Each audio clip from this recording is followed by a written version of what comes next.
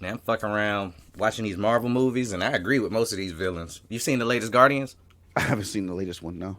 It's a black dude. He's a real good. You know how the Guardians movies like hit you in the feels. Yeah. But yeah. I think he one of the better ones. These dudes be making sense. They got better stop making villains that you agree with. I'm going to these movies like, man, I hope Cap get his ass whooped. Like, just depending on what the villain's motivation is, you know. Mm. Yeah. I mean, I guess in one of those, damn near, Black Panther was a villain until they realized that he wasn't, because he was just jumping in and whipping ass. Oh, nobody knew who the fuck he was. Like when Cap went and got the Winter Soldier, and they was fighting all the Russian policemen, and then Black Panther jump in, and now they running through the tunnel and shit. Now he was talking cash too. That was his problem.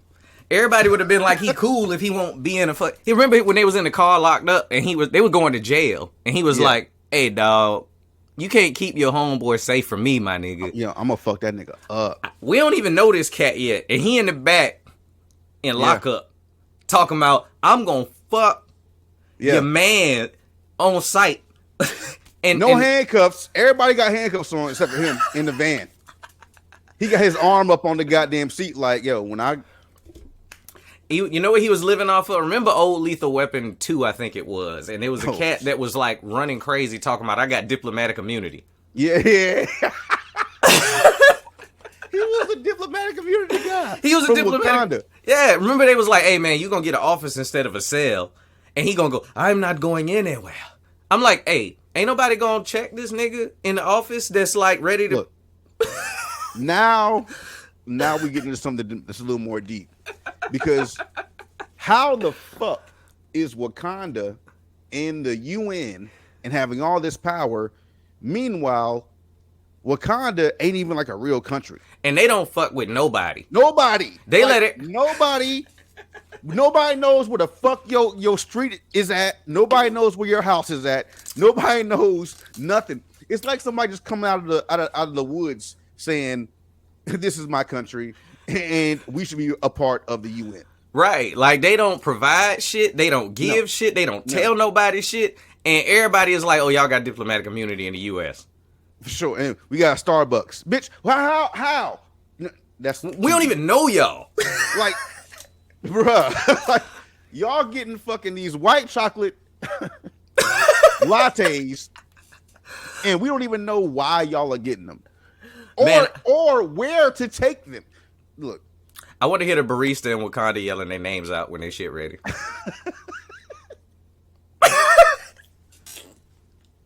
Dunad. Where is there a Dunad? Is there a Dunad? Steven. Like double shit. Double low fat half calf with a splash of hazelnut for soup bowl mouth nigga. This is yours. You should have ordered this shit cold, nigga. It's gonna burn your lip. It's gonna burn your lip. All that lip. That whole lip gonna be burnt up. A plate full of burnt lip. That plate gonna fall out. You know how your lip shrivel up when hot shit hit it? They gonna hear clink, clink, clink, clink. Oh shit. That's it. Now you out your tribe. Now. Roll it. Roll it? All right.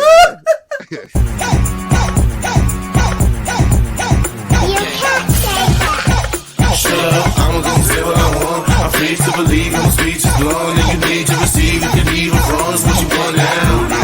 The plan is started, so listen to Sam and walk it. Say hardcore truths with a splash of contrast. Cause this the Illegal Opinions Podcast.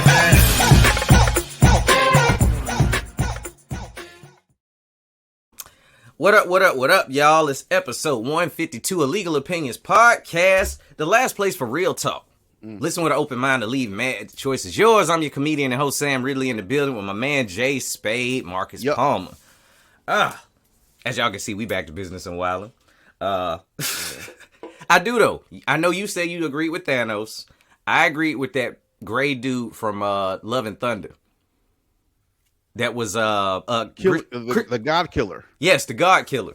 He was like, these guys ain't never did shit for me. And once they showed his little beginning part of what happened and how like they played him to the left, I was like, oh, I feel you, dog. No, I mean, I get it. I mean, I get that just from a more realistic standpoint of, yo, I'm out here. I grew up in a bad neighborhood, and y'all not helping me be better. And when I finally get to the grassy plain and the flowers and the fruit, and I see you with all these bad bitches living good, yeah, fat and living good, you like, nah, nigga, you should worship me. Like, act right. And then I'm telling you, hey, man, we worship you. Help my people. My whole life. Like, my daughter just died worshiping you.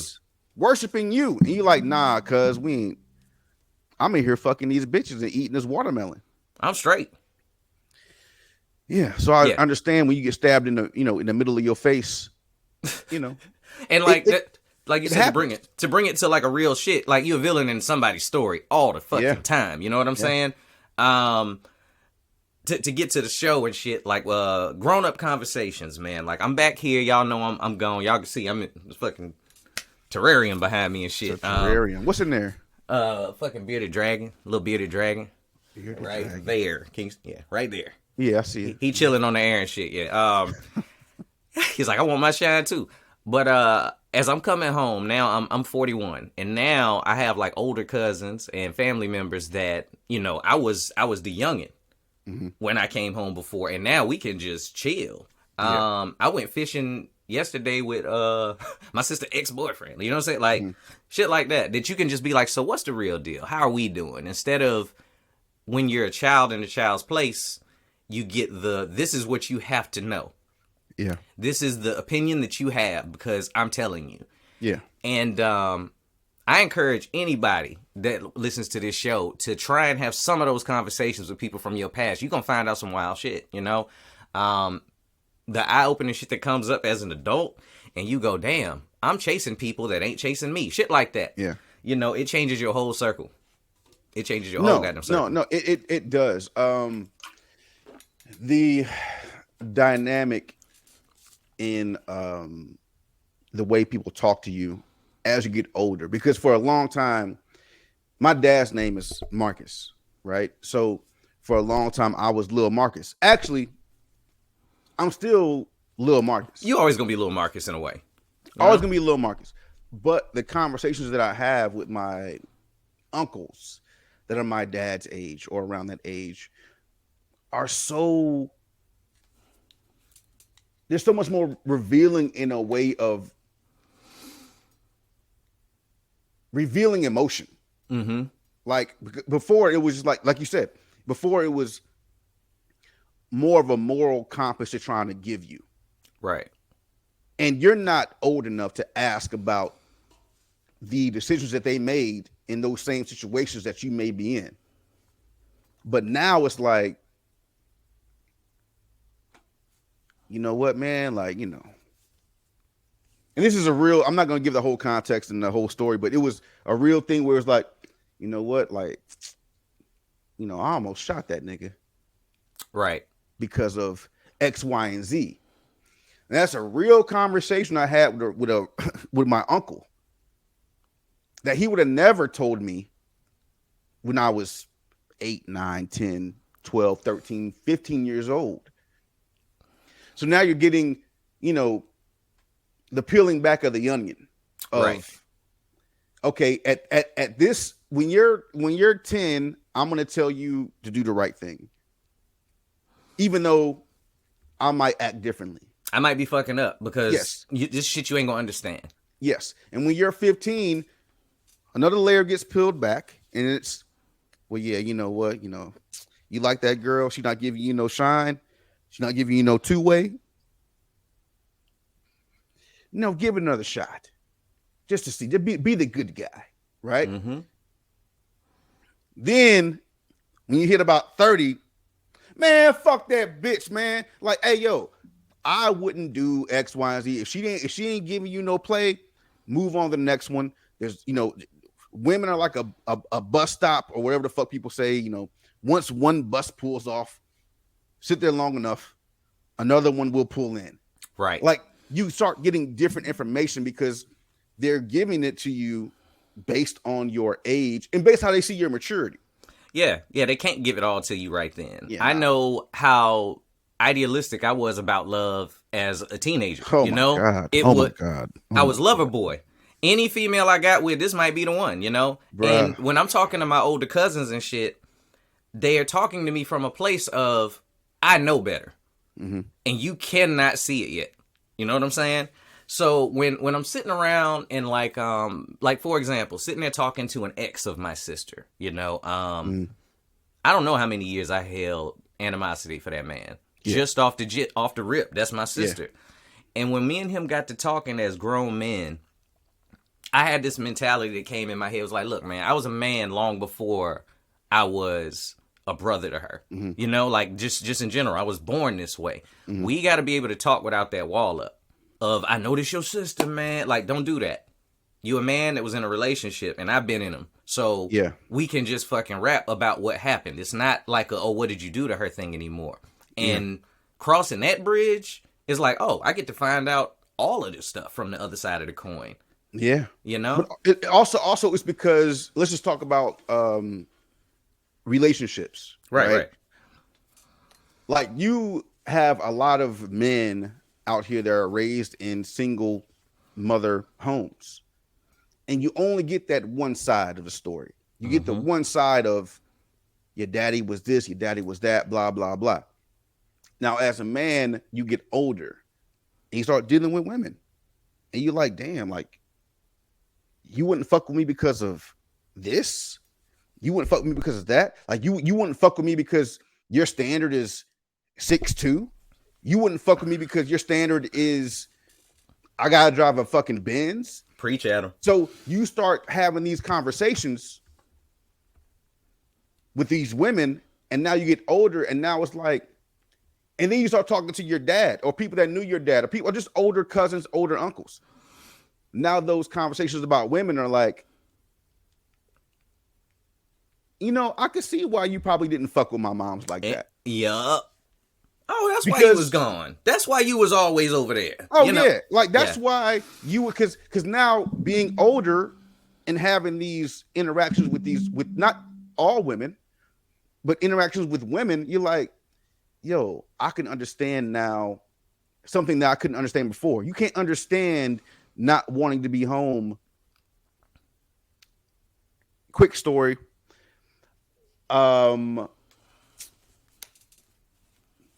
My parents got divorced when I was probably, well, no, I was in the military. I was like 20 years old. But there was a time where my dad would come back to the crib after work at like 9, 10 o'clock at night, right? And I knew, and I won't say where he worked, but I knew that my dad's job closed down at like 9, 8 o'clock. Well, 8 o'clock at night. They shut that shit down. Right. So my parents got divorced, and afterwards, maybe a couple years afterwards, me and my dad were talking, and me and my dad have a very transactional, your typical, you know, unemotional father-son dynamic, right? Very transactional, and, you know, like, how you doing? Good enough. Conversation over. Like that kind of shit. So one day me and my dad are talking. He tells me that when he gets off work, or when he got off work before, because of all the turmoil that's happening in our house, that he was getting off work and going to the fucking bar. And I was like, really? He's like, yeah, like, I'm getting off work and going to the bar and I'm just chilling. Like, because I don't want to come back home to your mother being a certain way. Right. I'm like, damn, like, I never even thought about that. Of course, now as I get older, it's like, yeah, I can see that. I can see, knowing my mother, and I love my mom, but knowing how she can be, I can see you saying, I don't really want to go home right now. Yeah. And when I do get home, I want to be a little bit buzzed so I can go jump in the shower and get in bed, have a quick conversation, and go to sleep, because I don't want the bullshit that comes with me just being home. I love you and I don't want no smoke. It is literally that simple. And I know, I'll speak for me. A lot of men don't know how to verbalize that shit to a woman they love. They don't. But we also know our role. And we know we're supposed to work. We're supposed to knock our shit out. So it's like, well, I guess I'll go do that. She ain't there, and it's doing what I'm supposed to be doing for her. And a lot of my brothers have that mentality. Yeah. Your relationship with your father has always been interesting to me. Simply because I don't have mine. And I know your relationship is transactional. As I'm here again, I'm fishing off the pier me and my dad fished off of and shit. And I'm learning that we're a lot alike in that way. Yeah. My dad was a Marine. And I lost him in 2002 or 3, January 30th. And I'd been in the military a couple of years. But when he passed, I felt like there was a huge dynamic shift that happened. But until he died, he was working. You know, the Marine Corps, the military, is a 24/7 job. And I was like, cool, Dad is retired. He's out of that. He ain't got to go nowhere. And then he got out and he got a full-time job at my school. And then he'd get off from that and go work until midnight or 1 o'clock in the morning at the hospital. And then he'd have like a Wednesday off to get rest and Saturday. Yeah. In the meantime, whenever we would come out to his sister's houses, my cousin's house I'm at now, his brother's house, my dad was wide the fuck open. And sometimes, you could say it was excessive. I know he had a drinking problem. Hell, I did. And when he would come out here and do his thing, that's all I could see. Was he out here wilding out. I didn't see this is the only place I can decompress right now. Yeah. And as a grown-up that did alcohol and did going out all the goddamn time for no reason because I didn't want to do that, and, the military keeps you in that go mode, you got to pull yourself out of it or get help to do it. Or have an honest conversation with the person that's causing you that strife. Yeah, I mean, we're talking about... what we're talking about is a difference in culture. Yeah. Right? So with the military, it's go mode. And then even in that generation, like we've laughed and talked, and I know I've said for years that I feel like we're more immature than our parents were. Because when they were in their 30s, 40s, you think about them and they were way more fucking serious. They had to grow up faster. The shit they was doing? Yeah. Exactly. Because things were more serious then. Like, especially being black in America, like things were way more serious then. So you had to take things more seriously. And so we're goofing off and, we're doing this podcast and we're not middle-aged, but close to that. We're not even close to the material level that what the perceived maturity level was for them and what needed to happen at that time to make things happen. And also there was the dynamic in the household where it was the man is the breadwinner, the woman is the homemaker. As long as I bring home the bread or the bacon or whatever the fuck you want to call it, and you make it and everybody eating, everybody's cool. There was no real emotion in the relationship. It was just like it was a transaction. Hey, we're decent together. Yes. I trust you to raise my kids, and I trust that my kids will be safe around you. I trust you to be a strong man and to bring home that bacon. There was no emotion involved in it. It was like, look, can you keep me safe, and do I trust you with my money? We've come up with this thing now, like where people be like, do they love you? And it's like, yeah, that's not enough. That shit is not enough. Yeah. Am I going to be loved correctly by you? Right. The way I need to be. And as our gender roles and relationships have changed, women are, I'm more independent. I'm not just the homemaker. I have a career too. Yeah. And that's cool. But so I think what men need to do now is ask a woman what she's willing to do in a relationship. Yeah. And that's not an unfair question. It's, okay, you're an independent woman and I respect that. So how are you in a relationship? Do you cook? Or are you like, no, I'm busy. Okay, cool. You know that up front. You can't be mad. But once you get into it, if that's the shit you signed up for and then you're not doing it, you're not loving your partner correctly. Yeah. In that sense, like you're talking about, like the cultural sense, you need to make sure that she ain't that, well, I can leave tomorrow. Then what we doing here? Right. That's when that whole thing comes, like a term that women have brought into the fray of this relationship, especially amongst black people or brown people or whatever, is equally yoked. So I'm talking I to used to say some that in people, church. I used to say that in church a lot. equally yoked. Yeah, you need to be equally yoked with somebody. What does that Yeah. mean? Equally yoked is well, just from what I've seen from what, because men don't use that term. No. Equally yoked for a woman means if I have a job and I have my own bread and I have my own crib, I have my own car, when you come through, have all the same shit and add to my shit. So You already know what I said. yes. So if you can't come with everything I got and you can't help support me and my shit, then we're not equally yoked. I was talking to well, it was a big conversation. I won't get into the fucking details. Having a conversation at work with a group of people, and there was this woman that was trying to get this guy I work with to holler at this girl that's just works around on our campus somewhere.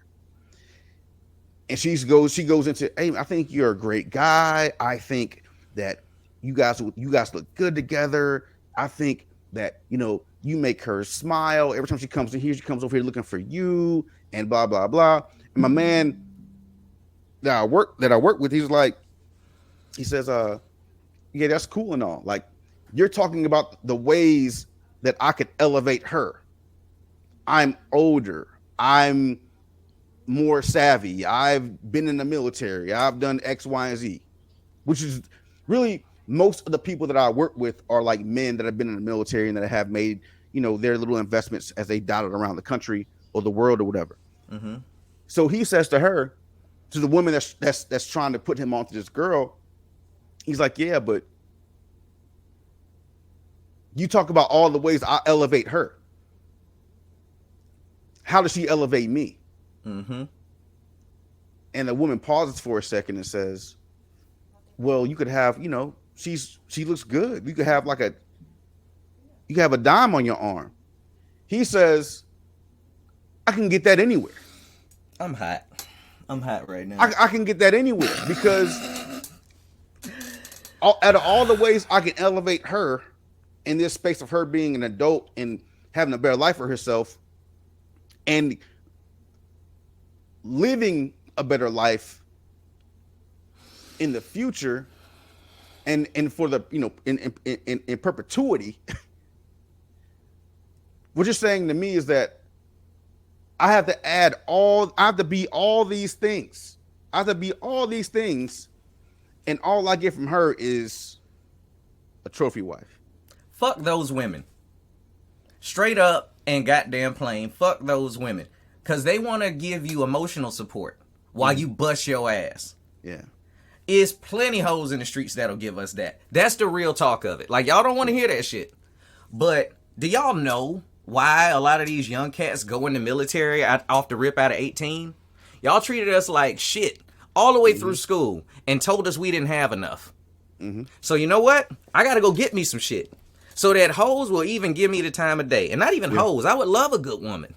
But y'all want us to have it fast. We got to have it first. Now. And then, like for example, like I said, 41.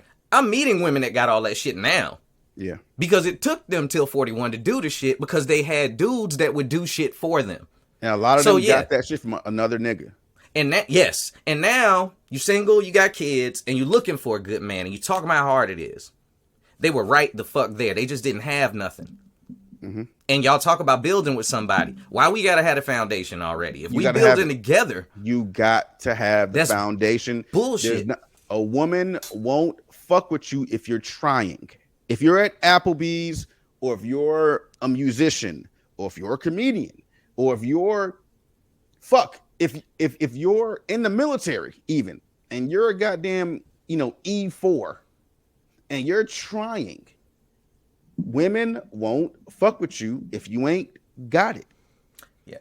I know a guy is just around the way, around the situation I work in, and good looking dude, goes to the gym. He's I think he's a E7. I won't say in what branch. Good looking guy, works out. I asked him the other day, I was like, yo, man, like, what do you do on the weekend? Just out of curiosity, because he's always talking about how he don't do shit. And I'm here trying to build my own social circle. So I'm like trying to figure out, like, yo, maybe we can kick it, whatever. Man, I don't do nothing, man. I go to the gym. Man, I go to the crib, take a couple classes, just trying to get my bachelor's, et cetera, et cetera. I don't do shit. I'm low key. I go to church on Sunday. God-fearing. This dude has a journal and a Bible at his desk. God-fearing, black man, good-looking dude, in shape, got his shit together. And I'm thinking this whole time, like, damn, like, how this dude ain't got no girl, no ex-wife, right? No kids, nothing. Straight up single, like, for real, like, I have nothing connected to me. Mm-hmm. So the other day I'm outside, 'cause I can't take my phone into my job, right? Mm-hmm. So I'm outside checking my phone. He walks past me. We just talking shit, start laughing real quick, couple of jokes back and forth. He's leaving. And I see the car he gets into. And I said, oh, that's why. Was he driving? I ain't gonna say, but it's some okay, bullshit. okay. All right. Oh, some bullshit. See, and like we joke, like all of us, you know, it's like a running joke. You know, the military cat that deploys, comes back and gets his Camaro, his Mustang, you know. Y'all ladies, y'all have to be shiny in one photograph for us to talk to you. Our whole life gotta be shiny. Mm-hmm. And I know y'all like that ain't the case, this and that. I'll even give y'all this one because I know somebody gonna be like, did you have it all when you got married? No, I didn't, but I damn sure had a foundation. Oh yeah, you know what I'm saying? Like that military shit, women go, you know. And I know this is not that first and the 15th. Yeah, that's a foundation. And this is not a knock on Tia Nita. I'm talking about like just men in general. Yeah. Like when we have that foundation, that's why if you're military and you go into a town that's military, the older military cats will tell you, watch these girls. They're looking for a meal ticket. And they subtle about it. So it doesn't come off right away. But it's a very real thing that y'all do. And I don't even think y'all realize it. Because it's just ingrained in us to do that. That's why it's a cultural thing. And I don't mind the equally yoked shit. I don't mind the opportunity that you're seeking by finding a man that you feel like could best be a father to your children or best help you, elevate yourself. But you got to come with that fucking heat too. You got to be on your shit too. You have to be. If you want to come to a situation and I've talked to women that have been like, well, nah, like I want to come, like I need to come into a situation where the man that I'm with is boosting me up. Yeah, I think the women that thrive. Go ahead. Baby, you ain't got shit. So you want to come to the dude that got his shit set up already. Yep. And hope that he puts you on with everything. And hope that he puts you on. Like, what are you bringing to the table? So, like, and this is something, too. I think women go, well, I'm here now, and I have a job, so I'm good. Yeah. No, it's got to be more than that. Like, if I know that I'm the backbone of this and I got you on everything, I need to know you're going to go at least 90% of what I'm doing. Like, you're going to try to match me and build something, too. It's not building, that's maintaining. Yeah. If all you're doing is maintaining us right here, you're not helping me build anything. No. We're just existing. And that's a problem. And also, you're waiting on me to do more. Like, you're waiting on me. Like, I built this thing, I brought you into it, and now you're a part of this thing. Now you're looking at me with your hands on your hips like, I thought we was getting after it. Well, motherfucker, I am. This ain't French. What are you doing? Keeping the house warm. Don't keep the house warm, ladies. You gotta jump out there. Yeah. All right, we're gonna get up off of this, man. Jamie Kennedy show. I know a lot of y'all know I came back for a week and I did 2 shows. I did a taping for Veteran Television. That was my best 15 minutes fucking ever, and I mean that. When it comes out, it'll be on Vet TV. I got the link so that you can get 30 days free. Join the Legal Opinions podcast group or follow my page, and it'll be up there for you. And then I did a show with Jamie Kennedy at the end of the week that I'm starting to have these Hollywood stories. Sort of like when I told you I peed too close to Bobby Lee, and the shit is great. But I will only ever really tell anybody about it here, because that's where I know people care. Other motherfuckers just want free entertainment. So I love y'all. So I get out there. We're at the Brea Improv. It's the biggest improv in Southern California. Seats 600. Didn't sell it out. Doesn't matter. We had a great show, and we had a very good crowd. So I went up. I mashed. Get down. I didn't know Jamie Kennedy was there when I went up. And I'm just going to call him Jamie because apparently we're friends now. He does his thing at the end. And he's I don't know if any of y'all have ever seen Jamie Kennedy stand up. I know a lot of people don't realize he done did more shit since Malibu's Most Wanted. But he's a very, very controversial comedian. Like, he's that guy that fucking will get up there and go on a rant about COVID. He'll get up there, he'll go on a rant about just some shit that makes you think. But he's skilled at it. So, to me, that's something that is important in a stand-up. Like, make people think for a little bit. He's up there doing his set, having a great show. I'm not going to repeat the joke, but it more or less ends with, like, a tampon in the asshole. But there's a larger point to it. While we're sitting there, I'm sitting out in the showroom just watching him do this show. And there's a lady in the audience that yells out, "That's not funny." And of course, the whole room kind of turns. Because let's talk. This is a fundraiser for epilepsy. So it's like, what are you doing? Everybody's here just having a good time. This is what we're here for. Now that you're making this thing something else if you're going to do that. And Jamie stops the show and was like, "Hey, what are you doing here? Like, what's going on? What do you mean it's not funny?" Yeah, it was fucking hilarious. They laughed. And she was like, "Well, I just didn't find it funny. And there's better ways for you to express that." Jamie Kennedy's on stage, and this woman is telling him that. So there's a better way for me to tell this joke? There's a better way for you to do this. Yes. The comedian that's on stage with the microphone is being told this. Yeah, this is the job I have, people. Like, this is the job. So he goes, "What do you do for a living, ma'am?" Since we're talking now, goddammit. "I'm a stand-up comedian." Oh, God. Well, let me get my guns, right? You know what I'm saying? Yeah. Like, he goes, "Yeah? And this is where you choose to do this, professional comedian? How long you been a comedian?" "Since 2000. He said, "Okay. Well, so much longevity. Let's keep going." You know, like, he basically reads this bitch for filth. You had to be there. I mean, she's checking the boxes. If she says that she's been doing stand-up for 23 years. She is. She absolutely is. However, any comedian knows you don't do that shit. Yeah, you don't do that. You have effectively... Right! You have effectively blackballed yourself at a club that you won't even fucking in. Yeah. Because now everybody knows you're a comedian, and we're going to figure out who you are, and we have. So... Let me get to the end of this shit, because he walks the whole fucking table by the time he's done with them, right? They were all livid because he wasn't going to stop. He was like, "See, this is the problem. Ain't nobody allowed to fucking think nothing no more." Yeah. And as soon as anybody says something like, "And you're a comic in our safe space, and you want to tell me what the fuck to say, fuck you," you know? So they leave. The whole table walks. We find out afterwards she was trans. Was it a trans joke?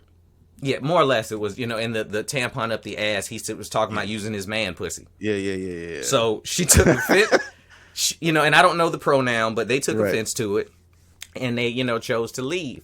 But it is that thing.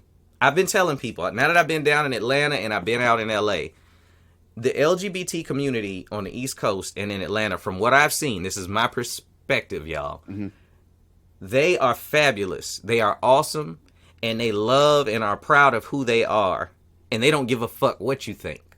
In LA, they are proud of who they are, they love who they are, but they want you to give a fuck who they are. Way too much. And it's a culture thing in both places. Yeah. I ran into a gang of gay men, gay women, all types of shit in Atlanta that we was vibing off the giddy. It won't know you need to learn my pronouns, you need to, and it was chill. Mm-hmm. And it just seems like every time I turn around, I would love for this perception to change, but it's like that only on the West Coast, where it's so in your face that you can't even be a person around them sometimes. I think, and we haven't talked about this beforehand, so yeah, whatever I say is just my thoughts. There are certain places that have a stigma to them, right? And this could be through media, through the actual, like, you know, foot on pavement movement of people out in those spaces. But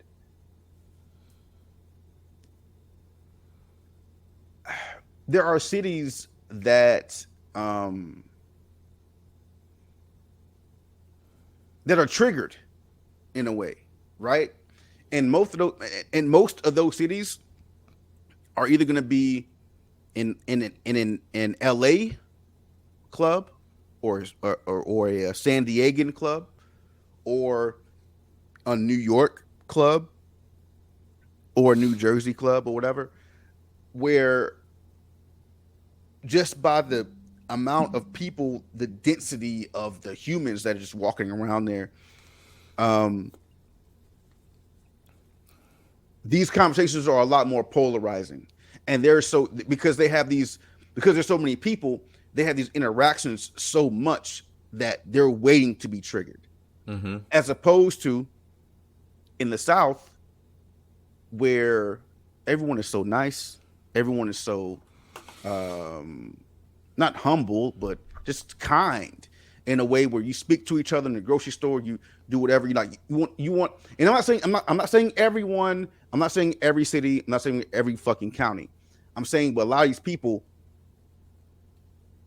especially in a place like Atlanta, with the population of black people is so high, and the population of gay people is so high, everyone just wants to be included in what's happening in the city. They're happy to be included. Like, make a joke about me. Not, you don't gotta like single me out. No. That gets uncomfortable. But make a joke about me and my community so we can laugh too. We can be involved in this whole in the joke, because the country is a joke, the world is a joke. But I want to be involved. If you make that joke in Atlanta, now you can't make every joke in Atlanta. Like, in certain spots, you make these jokes and it hits because the community is in there. Because you can go to the A and you can hit a club that's in the black community, make black jokes, and you can go just north of Atlanta to Smyrna or whatever the fuck else you want to say, or just go just south to McDonough, and these jokes are going to change because of the demographic of the people that are in the room. Now, I agree. But everybody wants to be included in the joke. Like, you can't go to the A and start making jokes about what it's like to live in California. That's not going to hit. Mm-hmm. I agree with that. But you can go, you can't go to LA and start talking about, well, yo, I'm from the South and we so ignorant and yada yada yada. It might be funny to make fun of yourself for an instant, but after that, very soon after, there's going to be a disconnect between you and the people you're talking to, because I don't know that. I'm from LA. I don't know what the fuck you talking about in these peaches and cobblers and fucking whatever else in the South. So in LA, everything is so, because there's so many people again, and politics are super, super duper heavy there, and gender rights and X, Y, and Z. People are gonna fucking feel a way about being now. And I'm not saying that her reaction was correct, because I don't think it was correct. You go to a comedy show, I don't give a fuck where you go. You go to a comedy show, you should be there to laugh. You shouldn't be there to heckle, even though there are hecklers out there. And hecklers can make a comedy show funny, especially when you get roasted. Mm-hmm. For my benefit, anyway. But you can't just run up into these spots, especially as a comedian that's transgendered, It's like after the Dave Chappelle shit and the transgender people walking out of fucking Netflix and all these like, you know, either real or fucking fake pro LGBTQA plus community people, it's come to a point where now it's like you're making a stance in this movement for nothing. Like, I agree with everything you said, but to me, like, it's shitty, and I don't care where you are or what community you're in. When you want to go into a room where people are happy and make your problem everybody else's. Yeah. You know, and as a comic, I agree with you 100%. Read the room. I know I bombed my ass off when I was in Atlanta like 4 or 5 years ago because I was used to California comedy, and it's a different animal. I know how to adjust now. But to come in a room, you're a comic, you're trans, and go, I'm laughing at everything that's happened through this entire show, and now I'm mad. As a comic that's trans, you're literally walking into a lion's den every time you walk into a comedy club. Because if you want everybody else to have that same, listen with an open mind to leave mad, like we say, attitude that should be in a comic's repertoire, then you should be able to sit in here and shut the fuck up at the jokes you don't like. Yeah. Yep.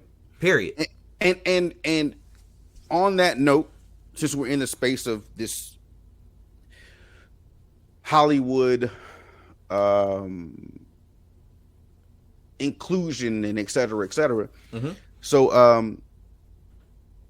I'm reading this from Fox News. It came out on CNN and MSNBC, but this is the fastest one I could pull up, so don't be mad because it's Fox.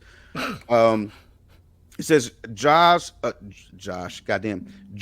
star Richard Dreyfuss blasts Hollywood for inclusion standards.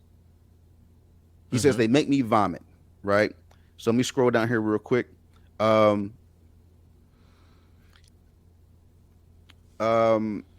Defending his total rejection of the concept of inclusion, starting in 2024, films will be required to meet inclusion standards to be eligible for Academy Awards for Best Picture. We've talked about that. We talked about that fucking 2 years ago. Yes, right? we did. They'll have to have a certain percentage of actors or crew from underrepresented racial or ethnic groups. And I don't think being gay or trans is racial or ethnic, but whatever. She asked, "What do you think of these new inclusion standards?" He says, "They make me want to vomit." Defending his total rejection of the concept, he said, "Because this is an art form. It's also a form of commerce and it makes money, but it's an art. And no one should be telling me as an artist that I have to give in to the latest, most current idea of what morality is." And I'll stop there because that's all that's important. Okay. He's absolutely not wrong. Yeah. He's absolutely not wrong. And I know it's not the popular shit to say because everybody goes, but what if you weren't included? Listen. Right. As an artist, don't put me in a box nowhere. Yeah. That's all he's saying. But let's break it down, though. I got to go into, and this has been happening in comedy, too. In the comedy rooms, you'll hear people go, ain't no black people on that lineup. Ain't no white people on that lineup.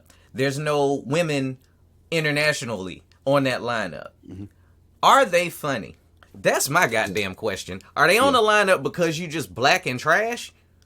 Or are you funny? So what he's saying, here we go into these movies. Lord of the Rings, Harry Potter. It just ain't no niggas. Yeah. That's the story, y'all. Like, there's a few black people in Harry Potter. Middle Earth ain't black folks. There's no Oakland. Nothing in the middle. It just ain't. Ain't no Middle Tennessee. Ain't no Middle Georgia. Ain't no black people in Middle America, goddammit. Yeah. So calm down. So he's saying, we gonna make a movie. What's the story? All right, it's an old Western, all right? It's cowboys, and we going out to these people, and we, all right, cool. We need a Puerto Rican in it. Ain't no Puerto Ricans in this time frame in this Western. What are we doing? Well, we need a gay Puerto Rican. Why? Well, inclusion. Somebody called John Leguizamo. Right. You know, like it's ridiculous. Like, and that's what he's saying. And I know some people are like, well, that's a stretch. That's taking it too far. That's exactly what's happening in film right now. I guarantee you, if they make a Crazy Rich Asians 2, it ain't just gonna be Crazy Rich Asians. It's gonna be a Crazy Rich lesbian, transgender. Like, it's gonna be everything. And it's like, well, you know, we got to see him on the screen. Why? They're going to crowbar. So I was. Well, let me finish that thought, because I don't like that thought ending right there. It's not a why. When I say why, what I mean is they're gonna be on other shows where they need to be there.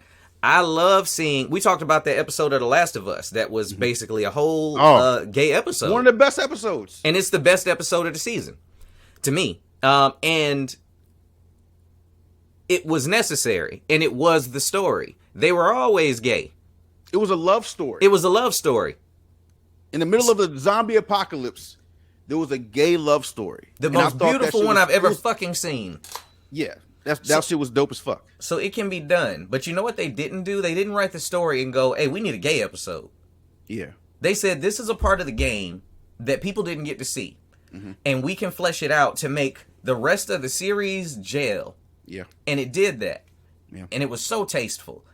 What the movie community is doing is forcing people to add things that don't need to be there. Yep. I agree with the inclusion on the side of the crew. It shouldn't be an all-white crew getting money. I agree with that, especially if they're qualified to do the job. But in the film itself, if it's just not a part of the story, we shouldn't be forcing it. So I agree with him 100%. It has to make sense. And I didn't know whether we'd agree or disagree. It was a topic that just it has to make sense. As a musician, I've written music, I've played music, I play instruments.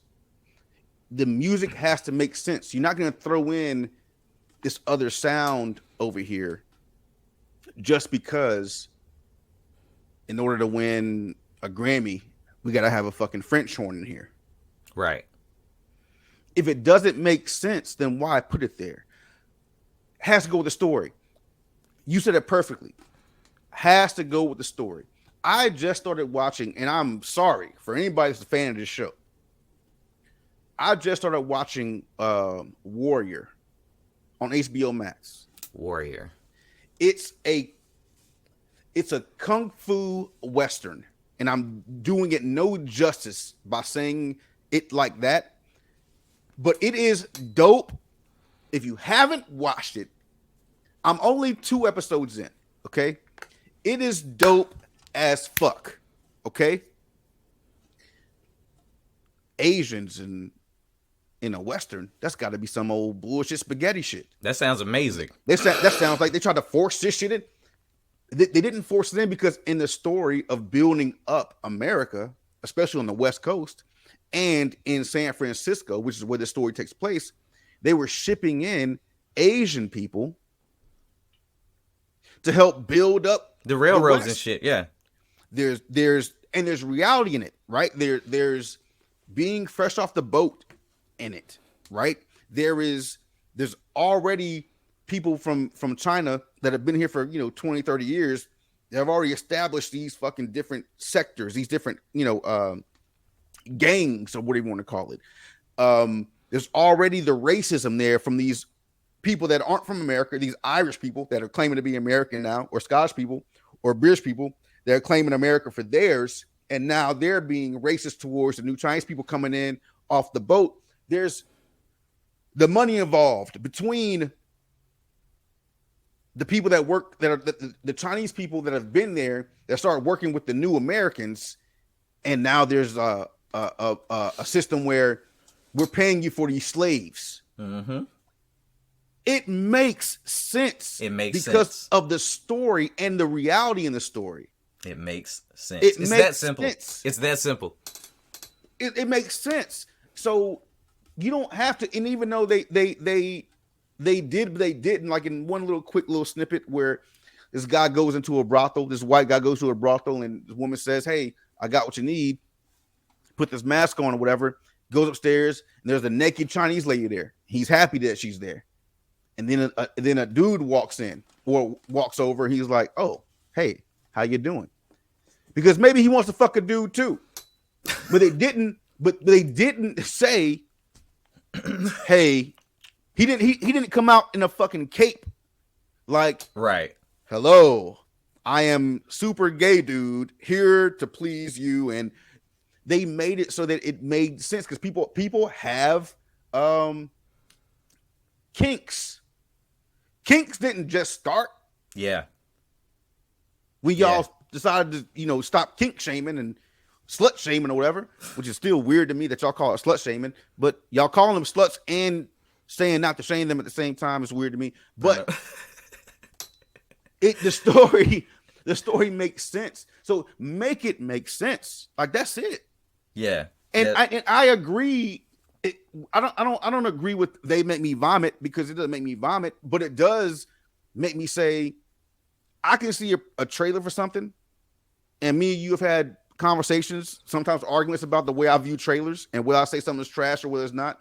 I can see a trailer and say, yeah, I'm not going to see that, because I can tell what they're trying to invoke.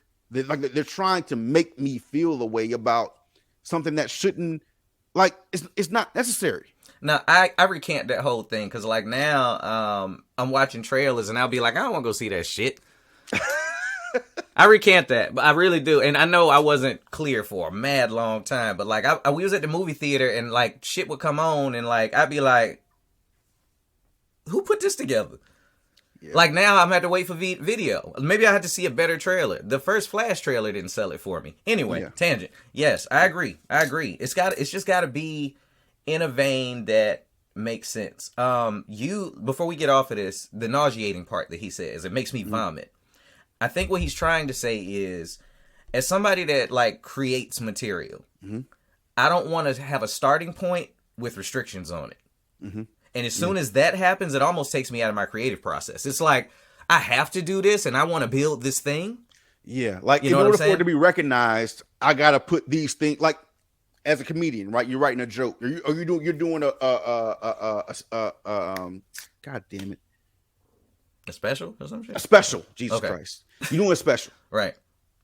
And in order for your special to be nominated for X, Y, and Z, you got to have these certain types of jokes in there. Right. So now you're not even writing organically. No, I'm writing. You're writing to appease the standards. I'm writing to get a trophy from you. Yes, exactly.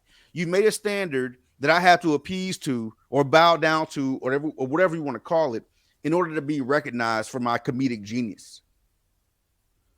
And that's not fair. That's just whack. That's not fair at all. I agree with it 1,000%. While we're in movie news, and I know we're getting close to the hour, let's talk about Jonathan Majors over here. I've been waiting on this one, y'all, and because it's been coming out for a while. If y'all don't know who Jonathan Majors is, you're a man. Because every woman on the planet knows who this motherfucker is. I know a lot of y'all went and saw. Y'all went and saw Creed 3 and didn't see the first two. You slut shame. I won't slut shame you though. Don't slut shame him. He is, he's been under allegations of abuse from these women. Y'all already know his career is blowing up. He just did Quantumania and Creed, and he's the best actor, in my opinion, in Hollywood right now. So, that's working heavy. So, these allegations come out. His lawyer's an idiot and released some text messages that made him look worse, in my opinion. They're talking about replacing him as Kang, and this ain't like a Thanos role. For those of you that aren't MCU fans, we're talking when somebody plays Thanos. Let's say Brolin had fucked up and did this. He's a giant purple nigga. They can find somebody to be another giant purple nigga. Kang is like 500 people. So for them to replace Jonathan Majors now at the beginning of it, and he done already did this big montage scene and all these different outfits, it's gonna be weird. And Disney don't play with allegations and shit like that. They talking about replacing him with a dude they just used for a different role in Guardians 3. I'm not even gonna try to pronounce his name because I'll butcher it. But he's the villain in that. And I don't know what that's gonna look like and what his career would look like. This is the first actor in a long time that I rooted for to be the next big thing. So I know that you told me earlier that the young lady dropped her charges. But we know, as men, that don't mean he's out of this shit. No, he's not. And I really like Jonathan Majors. We've talked about him on this podcast before, and I'll watch. He's one of the few actors. If he's in it, I'll go see it. I want to go see it. I think it's unfair. You mentioned Josh Brolin earlier. He has domestic violence like on his sheet, like where he broke a woman's nose or some shit like that. Like that didn't stop him from continuing to get work in Deadpool. In the as being Thanos in the Marvel movies, that didn't stop his shine. And the fact that Jonathan Majors has lost roles, not just potentially just, you know, Kang the Conqueror in Marvel, he's lost roles off of allegation. I don't want to bring like, you know, I want to do the race thing. Yeah. But it's like, God damn, man. Like we watched, like there were tabloids upon fucking stories and all kinds of shit about Tom Cruise being a crazy person, crazy Scientologist and X, Y, and Z and all sorts of shit. Fucking, and these are actors that I love, okay? Love Tom Cruise, right? Love Brad Pitt. Brad Pitt cheated on fucking Jennifer Aniston, very well documented, to be with Angelina Jolie. I'm out, bitch. This bitch over here is bad, and I like her lips. I think the same thing happens with movie actors. This happens with musicians, where, you know, R. Kelly did a lot of foul shit, and then his next album slapped.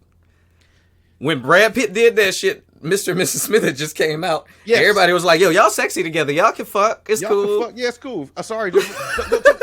even bigger, and even more recent. Okay. Got Kevin Costner is getting divorced. Hold on. Kevin Costner, the star of Yellowstone. Yeah. One of the biggest fucking shows on TV right now, if not the biggest show on television. Facts. Getting divorced from his wife of 18, 20 years. All right. This is all new. So the look in your face is perfectly fine. I'm like, Kevin Costner getting cheeks? Now, the side story to that is one of the reasons why he's getting divorced, or the reason why he's getting divorced, is because he got one of the co-stars pregnant. It's a story. And this is not, I know we talk a lot about, we don't do a lot of pre-roll. This is all new information. I'm like, Jesus Christ. So, supposedly, he's gotten one of his co-stars pregnant. And now, in the same couple of days, divorce is announced. They didn't say, hey, Kevin, you got a lot of shit going on, bro. We got to get you off this show. Guess what they did? And I read this today. So it could possibly be true in the making, or it could just be bullshit news. But the news is they're saying, we're not going to fire you. We're not going to let you go. We're just going to cancel Yellowstone. What? They're canceling the whole show? Yep. Okay, what I was going to say in the middle of it was, I mean, one, I'm like, Kevin Costner getting cheeks like that? But the fact that, I'm trying to figure out a word this without it sounding fucked up. Kevin Costner, the show is huge. Yes, it is a huge, huge show. There is a big thing on sets now about, you know, inappropriate behavior. Yeah. You know, that's major. Star's been doing this shit for years. I don't know if he got like some regular like crew member pregnant or what, but whoever it was, it doesn't matter. Bitches come to the trailer. And they know that. And of course they're like, you know, just don't get a bitch pregnant or whatever. But like, don't get a bitch pregnant or whatever. I mean, I've heard the loosest way of saying. I've heard that exact sentence. Right. I've heard that exact sentence, that shit. But he goes in there, he does his thing. She might or might not be pregnant. Okay, if we want to run it the same way we talking Jonathan Majors, It doesn't affect the show. It's fucked up, and it doesn't affect the show. You could kill off Kevin Costner. Now, I don't know what his role is. And before we go further, just to reinforce what I was saying before, this is from The Independent. Okay. Yellowstone is set to officially end after the final batch of its season 5 episodes debut in November. The cancellation of Paramount's hit Western series comes after months of speculation that the series lead Kevin Costner would be leaving amid rumors he locked heads with creator Taylor Sheridan.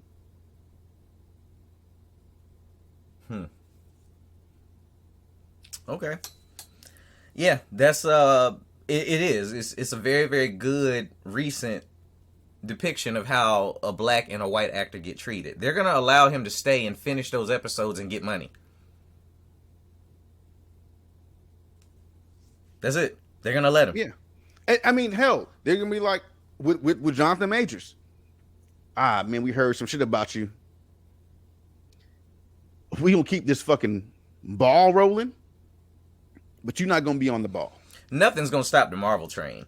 Nothing. You know that. But We gotta get you out of here. With this, it's just different, man. Like Jonathan Majors also isn't. He's not Hollywood royalty. No. You know, Kevin Costner, the Douglases, like, you know, they get passes that, you know, nobody else will ever get because, you know, people will just make sure that they're good. Jonathan Majors hasn't gotten there yet. I mean, in our community, he has, yes, but he hasn't broken through that ceiling of being Denzel Washington or Anthony. What's that nigga name? John David Mackie. Washington. Yeah. Oh, John Anthony David Mackie. Washington's like John David Washington. You don't deserve to be there, but he hasn't broken through that. He does not. He doesn't. Stall him out, Debo. Goddamn. Every time his name come up, I feel your whole demeanor change. I don't like that shit, dog. Like But that nigga is not good. He disappointed you because he wasted so much of your time. So much of my time. We wanted him to win. We was, bro, man, know. man, I don't like, and it's not even that. Like you didn't even earn it. I'm mad. Your daddy I'm just not happy. study living daddy. Study living daddy. You didn't even earn it. I mean, at least with Anthony Mackie, he's trash, but at least he worked to be trash. You know you gonna watch Twisted Metal, nigga. I'm not watching that shit. You know you gonna watch Twisted Metal. I'm not. That shit come on TNT one night. I'm laying around. I'll check it out. I'm not fucking with that. Like That shit on Peacock. Hey, I wish we had the picture to show y'all. I sent Marcus a picture of the Twisted Metal shit. He was like, this has to be fake because his head is floating on another man's body in his picture. I zoomed in on it. I was like, he absolutely right. that is Vin Diesel's body. So I went and like started looking it up to see if it was a real show. And no shit, he just wasn't available for shooting that day. I think they photoshopped him on that shit. And this is a real show that's coming out. He's going to be the lead in Twisted Metal. So you know he's going to be saying all sorts of Anthony Mackie shit in the car. He already did. Or wasn't it Anthony whatever? Yeah, he gonna hey, I better not find nobody riding around in that. I'm waiting for it, dog. Can you move your seat up? No. I'm waiting for it. I'm waiting for it. It's Anyway. not good. Hey, y'all. You good? Let me What we see. got? Am I good? We are at 152. an hour and 4. Let me see. Do I have What's on the anything list? in What's here on the list? We can do one. That's you want to do one? Yeah, we can do one.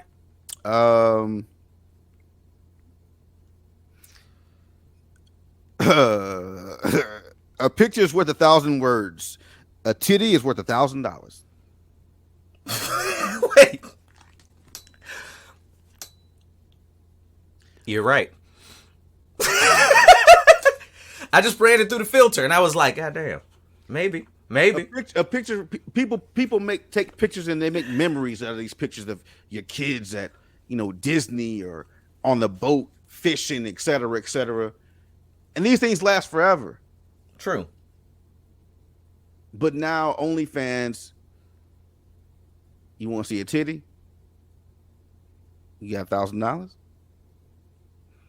The game has changed and women don't even know how good they made it for us. I can see bitches I went to high school with naked for $5 a month. Like, bitch, this ain't even like a whole like. I don't even put this $5 in my budget. Hey. This shit is. Y'all can judge dudes and do y'all up there showing that thing for $5. I ain't gotta take your ass to Red Lobster and hear about your ex. I ain't got $15, bitch. Here you go. I got $15 a month. I could DM you as much as I want. I could see you popping that thing as much as I want. All those things you valued that you wanted to keep from me because you thought it was valuable. Guess what? Your page $5 a month. So what's that a year? I'm gonna spend less than $100 trying to talk to you. Not even that. I'm spending less than $100 just beating my meat and fuck you in my mind. That's it. And I'm very, very, very efficient at that shit. I'm 41. I'm a SME. I'm a SME, goddamn. I'm a SME. Subject matter expert. On my own dick. Yes.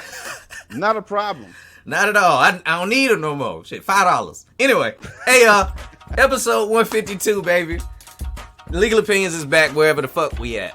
Yeah. And y'all need to be with us. I'm going to start getting some shit going out here. Next weekend, Saturday, Mother's Day weekend, if you're in the VA area, look up the event on my page. Come out to the camp, man. We fishing, airsoft, paintball. We pulled some oysters out the water yesterday. Fresh crabs, and we telling jokes. Just come through, bring the family, and kick it. Open invite. Nice. That's dope as fuck. You good? Yeah, I'm good. So DM Sam for directions to this I'm calling it something in the woods. Event. All right. Something in the woods, something in the water. You Virginia niggas always gotta try to put something in something. My cousin pulled a strawberry out the patch when I got here, and I was like, this nigga said, pull a strawberry out the patch. They talk about us pulling strawberries from Pungo, and I can't defend it no more when I get here, and my kin is doing it. So I'll be what I am. My kin. My kin. That's fucking great. All right, thank you guys for listening to Illegal Opinions. The podcast people don't like podcasts come at you every goddamn week right now. On your favorite streaming services, please tell a friend to go tell a friend. We're trying to grow this community. We are expanding. We are being less mature. But we're trying to make things better for everybody. So please tell everybody you know. And hope you had a great weekend. Sam will be putting you up on his shit, what he got going on out there in VA at the camp. At Le Camp. It's just a French shit. Niggas like French shit. Le Camp. At Le Camp. All right. So we gonna fuck with y'all. Thanks for fucking with us. All right. Be safe. Show love. Peace.